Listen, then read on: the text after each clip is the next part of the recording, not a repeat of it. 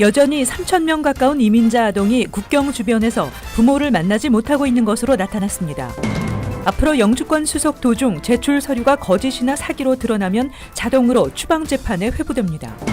미국과 중국의 무역 전쟁으로 대형 마트나 유통업체 매장이 텅텅 빌 수도 있다는 진단이 나왔습니다. 앞으로 기내에 들고 들어가는 가방의 스낵도 보안 검색대 바구니에 꺼내놓아야 합니다. 뉴욕주의 값비싼 자동차 보험료를 회피하기 위해 다른 주에 등록하는 차량들을 단속하기 위한 법안이 추진됩니다. 이상은 이 시각 주요 뉴스입니다. 시청자 여러분 안녕하십니까? KBN 뉴스입니다.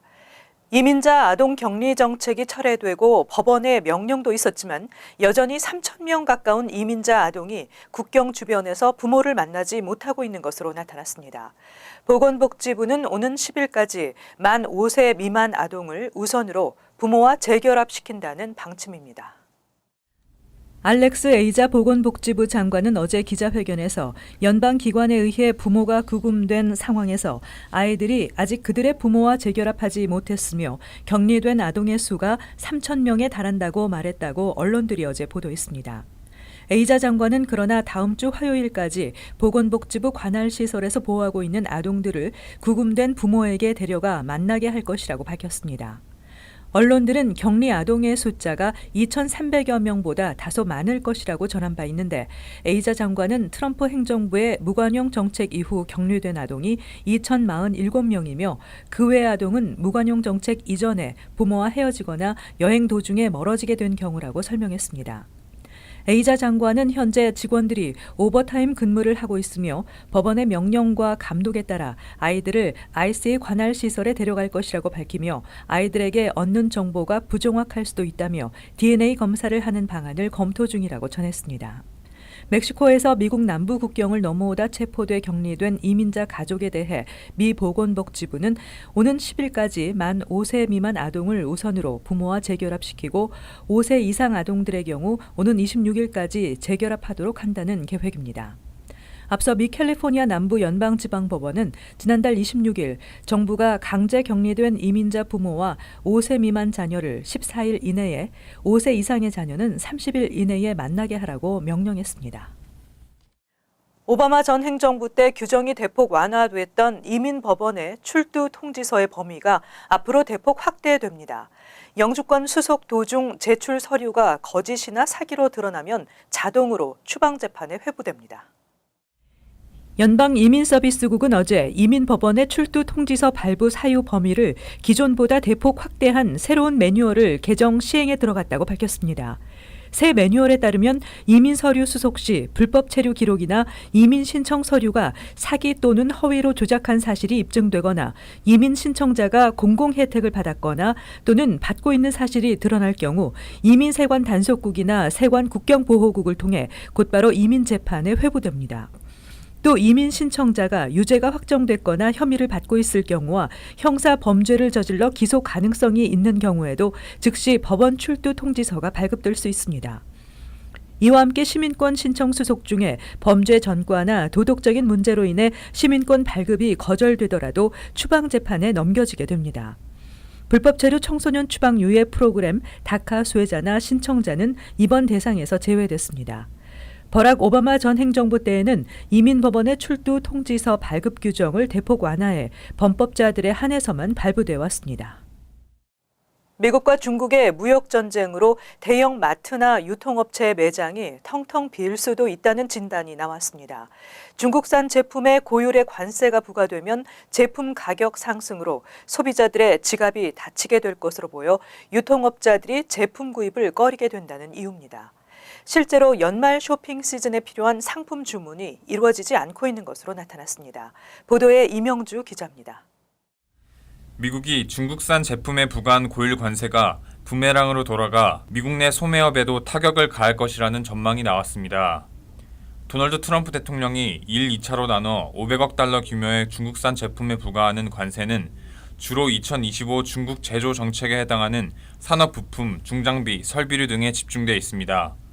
하지만 현재 유보하고 있는 2천억에서 3천억 달러 규모 제품에 대한 관세를 더 매기면 의류, 신발, 자파, 왕구류 등 소비재에도 직접적인 영향을 미치게 됩니다.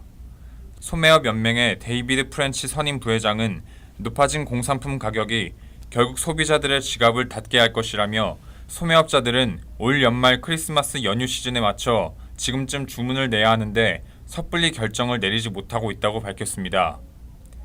미국 내 대형마트나 유통점의 선반 대다수를 차지하는 중국산 제품에 20% 넘는 관세가 붙어 가격이 올라가면 유통업자들이 중국산 제품 구매를 꺼리게 되고 미국 내 소매 유통 매장의 선반이 텅텅 비는 사태가 올 것이라고 소매업 연맹은 진단했습니다. 소매 유통업자들이 기존 공급 체인을 쉽사리 바꾸기도 쉽지 않은 상황입니다. 베트남, 인도네시아 등 동남아산 제품을 대체제로 떠올릴 수 있지만 중국산 제품의 물량이 워낙 많기 때문에 전면적인 대체는 아예 불가능하다는 분석입니다. KBN 뉴스 이명주입니다. 앞으로 기내에 들고 들어가는 가방의 스낵도 보안 검색 때 바구니에 꺼내놓아야 합니다. 연방교통안전청은 보안 검사를 신속하게 처리하기 위한 것이라고 밝혔지만 탑승객들은 반발하고 있습니다.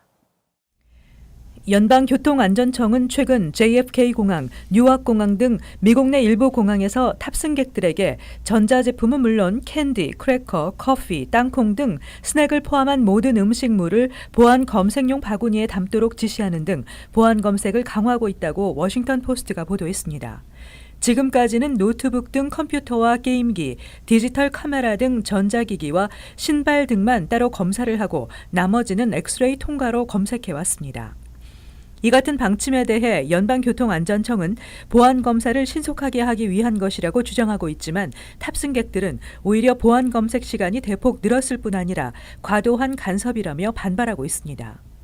한편 연방교통안전청은 지난달 30일부터 가루 물질을 이용한 항공기 테러 위험이 급증함에 따라 350ml 이상의 분말로 된 물품을 항공기 기내에 휴대하고 탑승하지 못하도록 하는 조치를 시행하고 있습니다.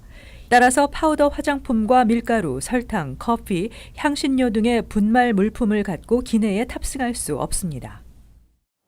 빌 드블라지오 시장이 푸드카트를 획기적으로 늘릴 계획을 밝혔습니다. 푸드카트 면허 확대하는 소규모 델리나 레스토랑 등 관련 업계가 강력히 반발해 왔는데 지지하는 의원들도 적지 않아 조례안이 상정되면 치열한 논란이 있을 것으로 예상됩니다. 드블라지오 시장은 앞으로 10년 동안 푸드카트 숫자를 3,000개 이상 늘리는 방안을 추진하기 위해 올해 안으로 시의회와 구체적인 내용에 합의할 계획을 밝혔다고 뉴욕포스트가 어제 보도했습니다.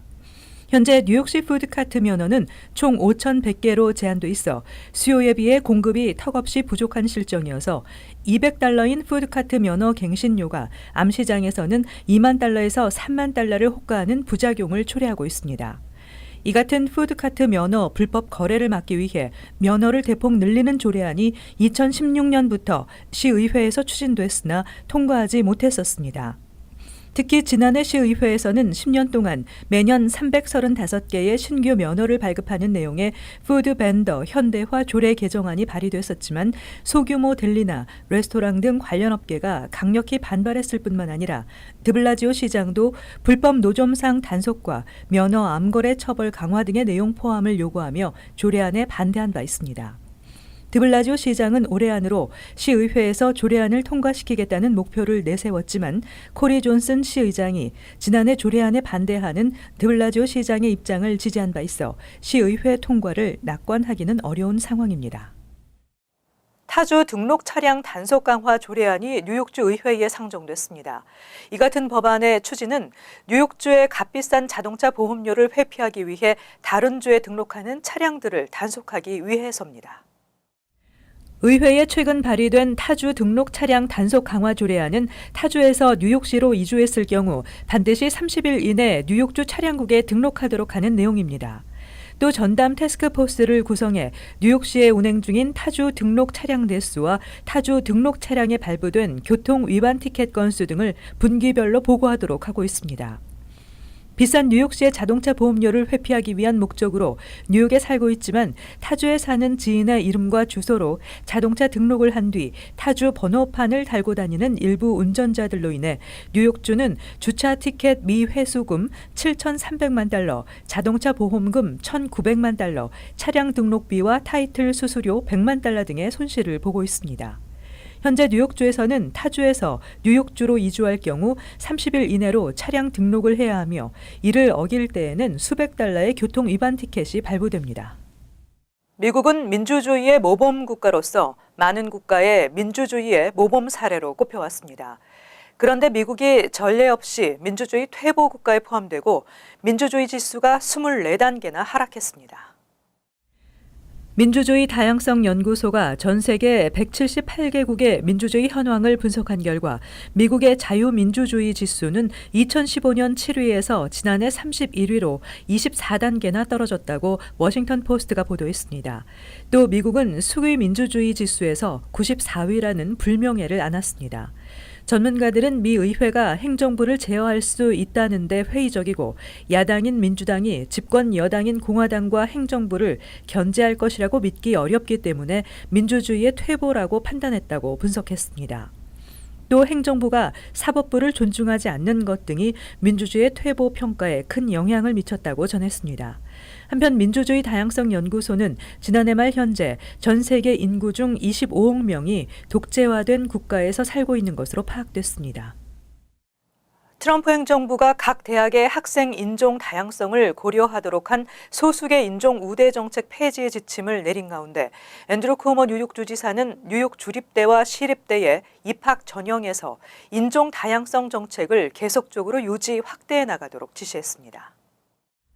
쿠오모 주지사는 어제 뉴욕 주립대와 사립대 이사장에게 보낸 서한을 통해 연방정부의 정책 변경이 각 대학의 입시 정책에 영향을 줘서는 안 된다며 그동안 학생 선발 과정에서 지켜온 인종 다양성 정책을 변경하지 말아야 한다고 밝혔습니다. 쿠오모 주지사의 이번 조치는 도널드 트럼프 행정부가 각 대학의 학생 인종 다양성을 고려하도록 한 법적 근거인 연방교육부 가이드라인을 전격 철회하면서 소수계 인종 우대 정책이 폐지될 가능성이 높아지고 있는 데 따른 것입니다. 쿠오모 주지사는 뉴욕 주립대의 경우 재학생의 45%가, 시립대는 76%가 소수계라며 인종 다양성 정책은 사회적 약자인 소수계에도 성공할 수 있는 기회를 보장한다고 강조하고 뉴욕 주립대와 시립대는 8월 15일까지 학생들의 인종 다양성 정책을 어떻게 확대할 것인지에 대한 보고서를 제출하라고 지시했습니다. 올 들어 뉴욕 시내 전체 범죄율이 감소했음에도 불구하고 살인, 강간 등 강력 범죄가 크게 증가한 것으로 나타났습니다. 특히 그동안 감소 추세를 보여왔던 살인 사건이 크게 증가했습니다. 뉴욕시경이 발표한 2018년 상반기 범죄 통계에 따르면 이 기간 뉴욕시와 브롱스, 브루클린 등 대부분의 경찰서에서 강력 범죄가 상승했다고 밝혔습니다. 올해 상반기 발생한 강간 사건은 모두 912건으로 지난해 같은 기간 680건보다 무려 34.1% 증가한 것으로 집계됐으며 살인 사건은 146건이 발생하면서 3년 만에 다시 증가세로 돌아섰습니다. 반면 다른 범죄 사건은 대부분 하락한 것으로 나타났습니다. 이 기간 강도 사건이 6,216건을 기록해 지난해 같은 기간에 비해 6.6% 감소했고 폭행은 0.9%, 주택 절도 5.7%, 중절도 1.3%, 차량 절도 1.8%가량씩 줄어든 것으로 조사됐습니다. 전체 범죄 사건도 총 45,525건이 발생해 지난해 같은 기간에 비해 2.0% 감소한 것으로 나타났습니다. 이어서 LA 지역 한인사회 소식입니다. 민족학교 등 6개 한인 비영리 단체들의 한인타운 노숙자 쉘터 집단 찬성 발언에 대해 일각에서는 시 당국의 이권 연계설과 한인사회 배신이라는 단어까지 언급되고 있는 등 논란이 일고 있습니다. 그렇다고 모든 한인 비영리 단체들이 한인타운 노숙자 쉘터 건립을 찬성하는 것은 아닙니다. 오히려 그 어떤 단체들보다 노숙자 봉사에 앞장서온 일부 한인 비영리 단체들은 쉘터 부지 선정에 재검토가 필요하다고 보고 있습니다. 여준호 기자의 보도입니다. 대다수 여론과는 반대로 한인 비영리 단체들은 모두 한인타운 노숙자 쉘터를 지지한다. 최근 한인 비영리 단체들을 바라보는 주민들의 시각입니다. 6개 한인 비영리 단체들의 한인타운 쉘터 공개 지지 발언 이후 주민들의 여론이 싸늘해지면서 이들 단체들과 의견이 다른 비영리 단체들까지 따가운 눈총을 받고 있습니다.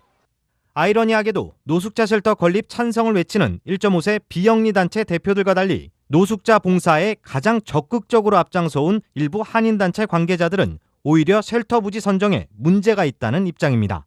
서로 종합적으로 통일할 수 있는 방법을 수정안을 만들어내느냐, 이것이 가장 큰 관건인데, 절차에 수긍하지 않고 절차를 무시하고 우리 한인을 무시하고 그런 상태로 진행을 됐을 때는 이런 것이 좀 서로의 감정 싸움이 되지 않을까, 그런 걱정이 앞섭니다. 비영리 단체들을 대상으로 한 주민들의 비판 여론에 대해서도 안타까움을 드러냈습니다. 비영리 단체들이 그렇게 찬성했다고 모든 비영리 단체들이 찬성하는 건 아니니까 넓게 포용적이게 생각해 주셨으면 좋겠습니다. 네. 비영리 단체가 전체가 다 그것을 찬성한다는 것은 그거는 저는 그렇게 생각하지 않습니다. 노숙자 쉘터 프로젝트를 두고 시 당국과 일부 한인 비영리 단체 간 이권 연계설까지 불거지면서 주민들의 시선은 더욱 곱지 않은 상황. 한인사회 권익 신장을 위해 일한다는 비영리 단체들이 과연 누구를 위해 일하고 있는지를 다시 한번 생각해 봐야 한다는 비난의 목소리가 높아지고 있습니다. MBC 뉴스 여준호입니다. LA시의 노숙자 문제를 해결하기 위해서는 임시 쉘터 대신 영구주택을 설립해야 한다는 주장이 나왔습니다. 공영 라디오 방송 KPCC는 LA 카운티에 위치한 노숙자 쉘터 16,000여 개 가운데 대부분이 비어 있다며 임시 쉘터는 노숙자 문제 해결에 실질적인 도움이 되지 않고 있다고 분석했습니다. 특히 LA 카운티 곳곳에 쉘터가 마련돼 있음에도 75%의 노숙자는 자동차나 텐트 등 길거리에서 생활하고 있는 것으로 드러났습니다. 이와 관련해 일각에서는 LA시가 지역구 15곳에 임시 쉘터를 건립하는 것보다 노숙자들이 지낼 수 있는 영구주택을 마련하는 게 더 실용적이라는 주장도 나오고 있습니다. 한편 앞서 LA시 의회는 지난 3일 LA 다운타운의 전 LAPD 본부 건물 파커센터를 노숙자 수용이 가능한 건물로 바꾸는 대신 시 공무원들을 위한 고급 타워를 신축하기 위한 예산안을 통과시켜 주민들의 비난을 사고 있습니다. 이어서 간추린 소식입니다. 한국 법무부에 따르면 첨단 과학기술 분야, 문야체육 분야, 보건의료 분야 등 해외 우수인재 초청 관련 비자 신청에 전자고용 추천제가 지난 2일부터 시행에 들어갔습니다. 고용 추천제는 해외 우수인재의 취업비자 심사를 위해 관계 중앙행정기관장이 고용을 추천하는 제도로 추천 대상은 C4, E1에서 E7 체류 자격중 80여 개 직종입니다.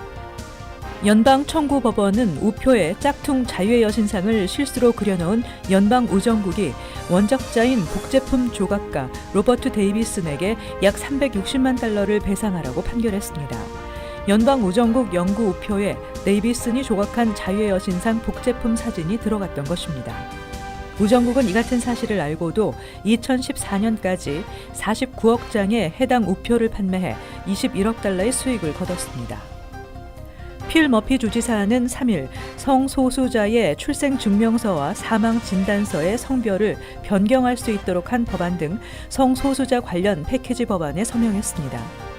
성소수자는 앞으로 성 정체성에 따라 남성과 여성 또는 제3의 성으로 출생증명서와 사망진단서 등의 성별 변경이 가능해졌습니다. 이로써 뉴저지주는 성전환 수술 증명 없이도 출생증명서와 사망진단서의 성별을 변경할 수 있는 17번째 주가 됐습니다. 뉴욕시 교통국은 오는 28일부터 브롱스 포담과 스테튼 아일랜드, 놀쇼, 퀸즈 라커웨이 등에서 거치대 없는 자전거 공유 프로그램을 시범 운영한다고 밝혔습니다. 이용자들은 스마트폰 어플리케이션을 이용해 자전거를 자동 잠금, 해제한 다음 정해진 거치대 없이 원하는 곳에 반납할 수 있으며 요금은 30분당 1달러에서 2달러입니다. 계속해서 환율과 증권 소식입니다.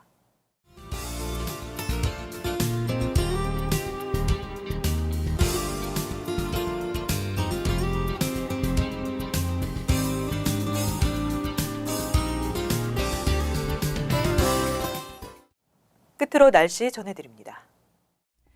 토요일은 대체로 맑겠습니다. 낮 최고 기온은 80도, 섭씨 영상 27도, 밤 최저 기온 63도, 섭씨 영상 17도. 일요일도 화창한 날씨 예상됩니다. 월요일 대체로 맑겠습니다. 이상으로 KBN 뉴스를 마칩니다. 시청해주신 여러분 고맙습니다.